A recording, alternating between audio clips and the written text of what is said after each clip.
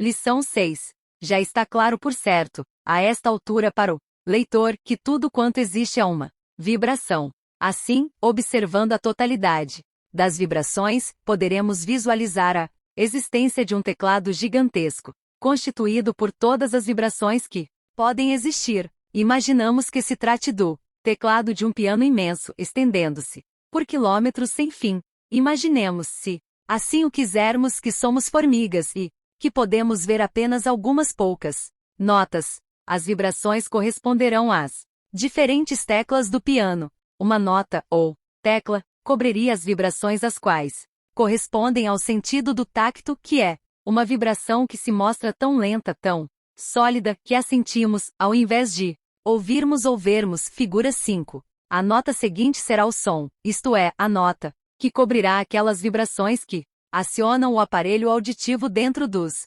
nossos ouvidos. Podemos não sentir essas vibrações com os dedos, mas os ouvidos nos dizem que há som. Não podemos ouvir uma coisa que nos é possível apalpar, e tampouco podemos sentir uma coisa que pode ser ouvida. Assim podemos dizer que percorreremos duas teclas do nosso vasto piano. A seguinte será a visão. Também nesse caso temos uma vibração de frequência tal, isto é, vibra com tanta rapidez, que não a conseguimos apalpar ou ouvir, porém ela atinge nossos olhos e a chamamos visão. Interpenetrando essas três notas, existem poucas outras, tais como aquela frequência, ou faixa de frequências, a que chamamos rádio. Basta subir mais uma nota, e chegaremos à telepatia, clarividência e manifestações ou poderes correlatos. O que importa, porém, é a faixa realmente imensa de frequências ou vibrações. O homem consegue perceber apenas uma faixa, muitíssimo limitada. A visão e o som acham-se intimamente relacionados. Entretanto, podemos estar com uma cor e dizer que ela representa uma nota musical, porque existem certos instrumentos eletrônicos que executarão uma determinada nota se uma cor for exposta a um sensor. Se você achar isso difícil de compreender, pense no seguinte: as ondas de rádio, isto é, a música, a fala e até mesmo os quadros, estão ao nosso redor todo o tempo, encontram-se conosco a atravessar a casa, e aonde quer que vamos, estejamos fazendo o que for. Mas nós, sem ajuda, não conseguimos ouvir essas ondas de rádio, mas se tivermos um aparelho especial ao qual chamamos receptor de rádio, que reduz a velocidade das ondas ou, se o preferirmos, converte as frequências de rádio em frequências sonoras, nesse caso ouviremos o programa que estará a ser emitido, ou veremos os quadros de televisão. De modo bastante parecido, podemos indicar um som e dizer que existe uma cor que se ajusta ao mesmo, ou podemos indicar uma cor e dizer que a mesma tem uma determinada nota musical. Isto, naturalmente, é bastante conhecido no Oriente, e achamos que aumenta a apreciação artística da pessoa. Por exemplo, se a mesma olhar um quadro e imaginar o acorde que seria o resultado dessas cores, caso se exprimissem em música. Todos, é claro, sabem que Marte também é conhecido como o planeta vermelho. Marte é o planeta do vermelho, e o vermelho de certa tonalidade, o vermelho básico, tem uma nota musical que corresponde a Dó. O alaranjado, que faz parte do vermelho, corresponde à nota Ré. Algumas crenças religiosas afirmam que o alaranjado é a cor do Sol, enquanto outras religiões sustentam a opinião de que o azul devia ser a cor do Sol. Nós preferimos afirmar que o alaranjado é a cor do Sol. O amarelo corresponde ao Mi, e o planeta Mercúrio é o soberano do amarelo. Tudo isto, naturalmente, remonta à antiga mitologia oriental, assim como os gregos tinham os seus deuses e deusas, que percorriam os céus em carruagens flamejantes. Também os povos do Oriente possuíam seus mitos e lendas, mas conferiram cores aos planetas, dizendo que tal ou qual cor era governada por tal ou qual planeta. O verde possui nota musical correspondente ao Fá. É uma cor de crescimento, sendo dito por algumas pessoas que as plantas podem ser estimuladas por notas musicais adequadas, embora não tenhamos qualquer experiência pessoal com relação a isso. Obtivemos informações sobre o assunto, vindas de uma fonte inteiramente idônea. Saturno é o planeta que controla a cor verde. Talvez haja interesse em saber que os antigos derivavam essas cores das sensações que recebiam quando fitavam certo planeta, ao se encontrarem em meditação. Muitos dos antigos meditaram nas partes mais elevadas da Terra, nos altos picos do Himalaia, por exemplo, e quando se está a mais ou menos 4.500 metros acima da superfície da Terra, uma boa quantidade do ar ficou para baixo, e os planetas podem ser vistos com mais clareza, as percepções mostram-se mais aguçadas. Assim é que os sábios de antigamente enunciaram as leis quanto às cores dos planetas. O azul tem a nota Sol. Como mencionamos anteriormente, algumas religiões encaram o azul como sendo a cor do Sol, mas estamos seguindo a tradição oriental, e vamos fazer a suposição de que o azul seja regido pelo planeta Júpiter. O índigo é o Lá na escala musical, dizendo-se no Oriente que o mesmo é governado por Vênus. Vênus quando em configuração favorável, isto é, quando confere benefícios a uma pessoa, dá-lhe capacidade artística e pureza de pensamento. É o que proporciona o melhor tipo de caráter. Somente quando ligado às pessoas de vibrações mais baixas é que Vênus conduz a diversos excessos. O violeta corresponde à nota musical Si sendo governado pela Lua. Também aqui, se tivermos uma pessoa em boa configuração, a Lua ou violeta confere clareza de pensamento, espiritualidade e imaginação controlada. Se as influências forem más, entretanto, é claro que teremos distúrbios mentais ou mesmo lunáticos. Fora da aura existe um envoltório que circunda completamente o corpo humano, o etérico e a própria aura. É como se todo o conjunto da entidade humana, tendo o corpo ao centro, e depois o etérico seguido pela aura, estivesse dentro de uma bolsa. Imaginemo-lo da seguinte maneira: um ovo comum de galinha e dentro do mesmo a gema correspondente ao corpo humano, isto é, o corpo físico. Além da gema, temos a clara do ovo, da qual dizemos que representa o etérico e a aura, mas em seguida, por fora da clara do ovo, entre ela e a casca, existe uma pele muito fina e bastante dura. Também, quando cozinhamos um ovo e lhe retiramos a casca, podemos retirar essa pele. O conjunto humano é, assim, acha-se todo envolto nessa cobertura parecida com uma película. Esta é completamente transparente e, sobre o impacto de rodopios ou tremores na aura, ela ondula um tanto, mas sempre procura recuperar sua forma ovular, algo semelhante a um balão que sempre procura reconquistar a sua forma porque a pressão interna é maior do que a externa. Você conseguirá imaginá-la. Mas se imaginar o corpo, o etérico e a aura contidos dentro de uma bolsa de celofane, extremamente fina e de formato ovoide, figura 6. Quando se pensa, projecta-se do cérebro, passando-se pelo etérico, pela aura, e chegando-se à pele áurica. Ali, sobre a superfície externa dessa cobertura, obtém-se quadros dos pensamentos. Como acontece em muitos outros exemplos, este corresponde ao do rádio ou televisão. No gargalo de uma válvula de televisão existe o que se chama um canhão de eletrões, que dispara eletrões de movimentos rápidos sobre uma tela fluorescente, que é a tela de visão, a parte para a qual olhamos. Quando os eletrões atingem uma camada especial no interior da tela da televisão, essa camada fluoresce, isto é, existe um ponto de luz que persiste por algum tempo, de modo que os olhos possam transportar, por memória residual, a imagem de onde o ponto de luz se encontrava. Assim é que, com o tempo, o olho humano vê todo o quadro no ecrã de televisão. Assim como a imagem no transmissor varia, também a imagem que se vê no ecrã do aparelho receptor de televisão varia. De modo bastante parecido, os pensamentos partem do nosso transmissor, isto é, o cérebro, e atingem aquele envoltório da aura. Ali, os pensamentos parecem marcar e formar quadros que um clarividente consegue ver, mas não vemos apenas os quadros dos pensamentos actuais, podemos ver também o que já se passou. O adepto consegue facilmente olhar uma pessoa e ver sobre o envoltório externo da aura algumas das coisas que a mesma tenha feito durante as 2 ou 3 últimas vidas. Isso pode parecer fantástico ao não iniciado, mas ainda assim é inteiramente correto. A matéria não pode ser destruída. Tudo que ainda existe. Se você produzir um som, a vibração dele, a energia por ele causada, prossegue eternamente. Se, por exemplo, você pudesse partir desta Terra de repente para um planeta muito distante, veria, desde que dispusesse de instrumentos adequados, imagens do que aconteceu há muitos milhares de anos antes. A luz apresenta uma velocidade definida, e não esmorece, de modo que se você fosse a uma distância suficientemente grande da Terra, de modo instantâneo, conseguiria ver a criação da Terra. Mas isto é uma digressão quanto à matéria que estamos a examinar. Queremos tornar claro que o subconsciente, não sendo controlado pelo consciente, pode projetar quadros de coisas além do alcance presente do consciente. E assim é que uma pessoa, com bons poderes de clarividência, pode ver com facilidade o tipo de pessoa que tem à sua frente. Trata-se de uma forma adiantada de psicometria, aquilo a que poderíamos chamar psicometria visual. Mais adiante trataremos do assunto.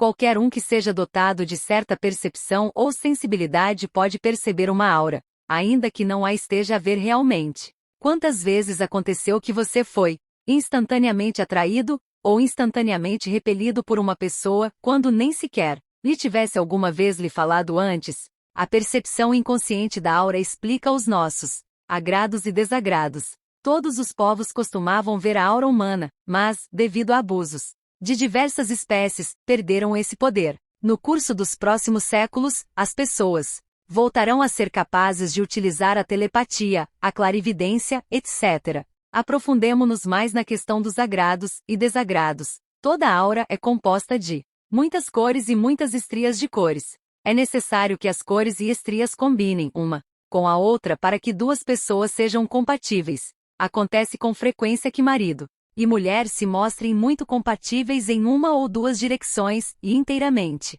incompatíveis em outras. Isso se deve a que a forma ondular particular de uma aura apenas toca a forma ondular da aura do cônjuge em certos pontos definidos, e nesses pontos existem acordo completo e compatibilidade completa. Dizemos, por exemplo, que duas pessoas estão situadas em polos diferentes, e é exatamente o que acontece quando elas se mostram incompatíveis.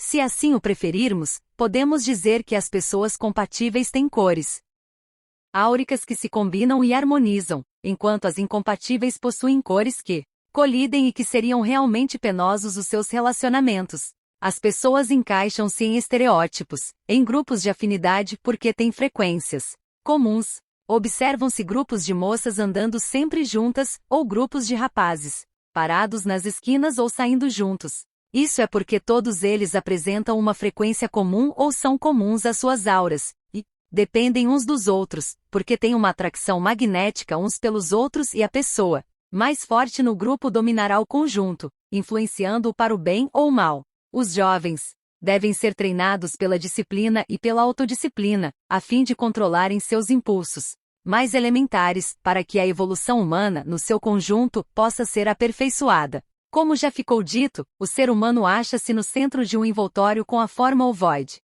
centralizado dentro da aura, sendo essa a posição normal da maioria das pessoas, ou das pessoas médias e sadias. Quando alguém apresenta uma enfermidade mental, isso se deve ao facto de que não esteja devidamente centralizado. Muitas pessoas dizem, estou fora de mim. Hoje, pode muito bem acontecer exatamente isso, e a pessoa estará a se projetar num ângulo, dentro do ovoide. As pessoas que têm personalidade dupla são inteiramente diferentes das comuns, pois apresentam metade da aura em uma cor, e a outra metade com um padrão de cor inteiramente diferente. Podem, se sua personalidade dupla for acentuada, possuir uma aura com a forma não de apenas um ovo, mas de dois ovos juntos com um ângulo oposto um em relação ao outro. A doença mental não deve ser tratada de um modo tão superficial. O tratamento por choques pode ser muitíssimo perigoso, porquanto pode expulsar o astral. Examinaremos isso mais adiante, do corpo.